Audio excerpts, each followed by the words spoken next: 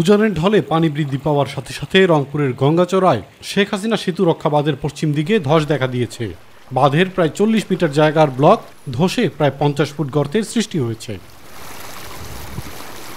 এতে হুমকিতে পড়েছে লালমনিরহাট রংপুর অঞ্চলের যোগাযোগ সড়ক, শেখ হাসিনা সেতু ও বাঁধ তীরবর্তী 5টি গ্রাম। আমরা গরিব মানুষ, এখানে যারা আছি এই বাঁধটা ভাঙিলে আমরা থাকতে পারবো না। এর সাথে আরো 3-4টে গ্রাম মনে করো 60 বিলীন হয়ে যাবে। ইতিমধ্যেই প্লাবিত হয়েছে গঙ্গাচড়ার মহিষপুরের তিস্তা নদীর তীরবর্তী নিম্নাঞ্চল, আবারও প্লাবিত হচ্ছে চরাঞ্চল। তলিয়ে গেছে ফসলের ক্ষেত, ভেসে গিয়েছে পুকুরের মাছ, ক্ষতিগ্রস্ত হচ্ছে কৃষক। মানুষের জমি জমা, ফসলি জমি প্লাস বাড়িতে পানি উঠতেছে। বেড়িবাঁধ ভাঙলে আমাদের অবস্থা খুব খারাপ হয়ে যাবে। এ বিষয়ে সংশ্লিষ্ট কর্তাদের একাধিকবার ফোনে যোগাযোগ করার চেষ্টা করলেও পাওয়া যায়নি।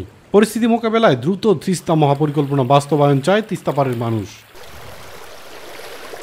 ইলিয়াস কমল, মাই টিভি।